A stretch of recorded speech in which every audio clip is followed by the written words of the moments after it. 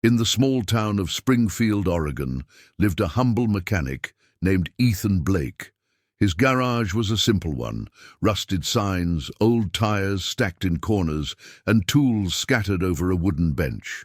Though his income was modest, Ethan was known for his big heart and unmatched craftsmanship. Every day on his way home, Ethan would pass by Mary's diner, where he often saw a little girl sitting outside with a coloring book. She had bright eyes, auburn hair in pigtails, and always smiled at strangers.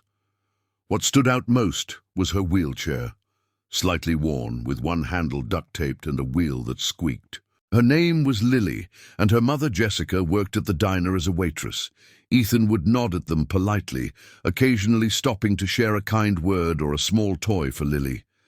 Despite her disability, she was always cheerful, dreaming aloud about running and dancing. One afternoon, as Ethan stopped to eat, he overheard a group of customers mocking Lily's wheelchair, whispering loud enough for Jessica to hear. Embarrassed, she quickly wheeled Lily to the kitchen. Ethan's heart sank. That night, he couldn't sleep. He returned to his garage and started sketching.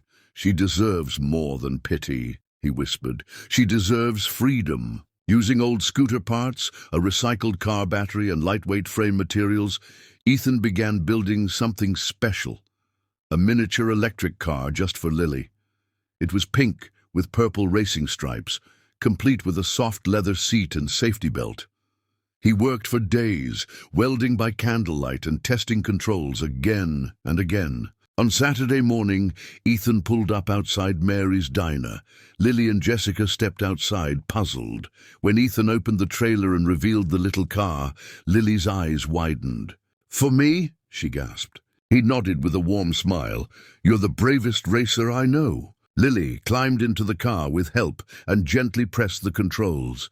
As she moved forward, her laughter filled the street. Jessica covered her mouth, tears streaming down her cheeks. Customers and pedestrians stopped to watch the touching moment. Someone recorded it and shared it online. Jessica hugged Ethan. "I don't know how to thank you." "You just did," Ethan replied, eyes misty. What none of them knew was that across the state, in a sleek office atop a San Francisco skyscraper, someone important had just watched the same video, and she wasn't a stranger. 2 days after the video went viral, Ethan returned to his garage and found something strange: a long black limousine parked right outside. Its windows were tinted, and a man in a suit stood beside it, scanning the garage with interest. "You Ethan Blake?" the man asked, stepping forward. Ethan nodded, wiping grease from his hands. "Miss Carter would like a word." Before he could respond, the back door of the limo opened and a woman stepped out, elegant, tall, wearing sunglasses. She removed them slowly, and Ethan's eyes widened in recognition. "Ava Carter," he said in disbelief. She was one of the biggest tech entrepreneurs in the country, the founder of Carter Innovations, a billion-dollar prosthetics and robotics firm. Her face was familiar from magazine covers and television interviews, but Ethan never imagined seeing her in front of his small-town garage. "I watched the video," Ava said. "The car you built for that little girl, Lily, it moved me." Ethan stammered. "I didn't do it for attention. She just deserved it." Ava smiled. "That's exactly why I'm here." She walked around the minicar parked beside the garage and crouched down to inspect its frame. "You built this with scrap parts, no funding, no factory, and it works beautifully." Ethan scratched his head. "I just used what I had." Ava stood up, her expression firm. "How would you like to work for Carter Innovations? We're launching a new division focused on accessible mobility for children. With your skills and heart, you'd be perfect." Ethan stared at her, stunned. "Are you serious?"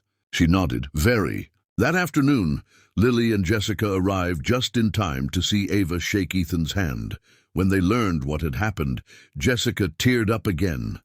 Not out of sadness, but joy.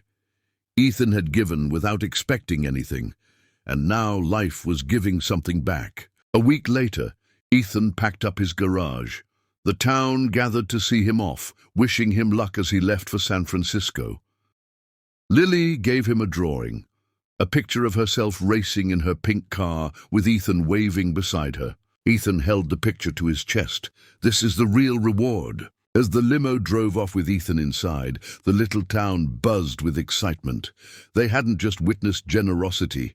They'd seen how one kind act could change lives, not just Lily's but Ethan's too. And in a world full of noise and greed, one mechanic reminded everyone that compassion is still the most powerful engine of all.